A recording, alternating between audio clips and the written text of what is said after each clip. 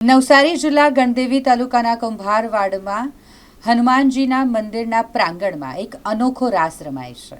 આ રાસ યુવાનો દ્વારા રમવામાં આવે છે। નવરાત્રિની ધૂમ ગુજરાતભરમાં મચેલી છે અને મન મૂકીને ખેલૈયાઓ ગરબે ઘૂમી રહ્યા છે। તેવામાં વાત કરીએ આ અનોખા રાસ વિશે। ગણદેવી તાલુકાના કુંભારવાડમાં રમાય છે દોરી રાસ અને જેને યુવાનો દ્વારા રમવામાં આવે છે।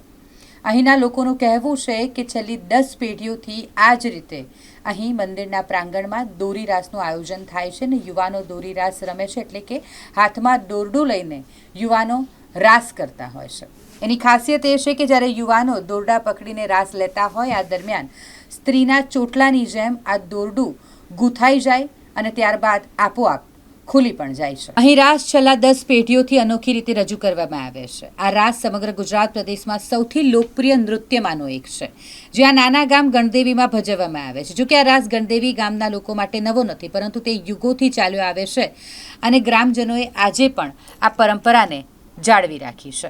અહીંયા હનુમાન મંદિર આવેલ છે, જે 300 વર્ષથી અહીંયા સ્થાપિત છે।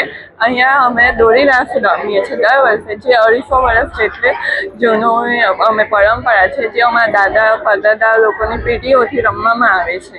હવે આ દોરી રાસ ત્યારથી રમાતો છે અને હજુ અમે પણ રમીએ છીએ અને અમે એવું ઈચ્છીએ છીએ કે આગળની પેઢી પણ આ દોરી રાસ અને પરંપરાને આગળ વધાવે। જો આ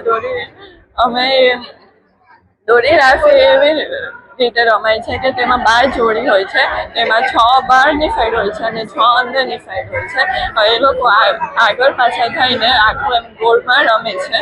હવે આ દોરી રાસ રમે ત્યારે દોરી એ ચોટલાની જેમ ઉઠાય છે અને પછી જાતે પાછી છૂટી પણ જાય છે અને આવી રીતે જ અમે રમીએ છીએ। અમારા હનુમાન મંદિર અમારા કુંભારમાં આવેલું છે, વર્ષો પુરાણું છે, સ્વયંભૂ હનુમાન દાદા છે। અમે અહીંયા ઘણા વર્ષોથી ગરબાઓ ચાલે છે, તમે રાસ પણ ચાલે છે। પહેલાં અમે અહીંયા ગરબા રમીએ છીએ અને પછી 11 વાગે પછી દોરી રાસ રમે છે। એમાં દોરી રાસમાં અમે જે રાસ રમીએ છીએ એમાં જોડી પડી જાય છે અને એમાં જ્યારે એકવાર ચાલુ થાય છે તો પછી દોરડું જેવું ગોઠાય છે અને પાછું એની મેરેજ છૂટે છે। એ રીતે અમે લગભગ અડધો પોણો 1 કલાક સુધી પણ એક ધારું રમીએ છીએ અને એ અમને અમારા વડીલો સંસ્કૃતિમાં આપી ગયા છે, વારસામાં આવી ગયા છે, તો અમે એ વારસો જાળવી રાખીશું। અમારો પરિવાર પણ જાળવી રાખશે એવી અમે હનુમાન દાદાને પ્રાર્થના કરીએ છીએ।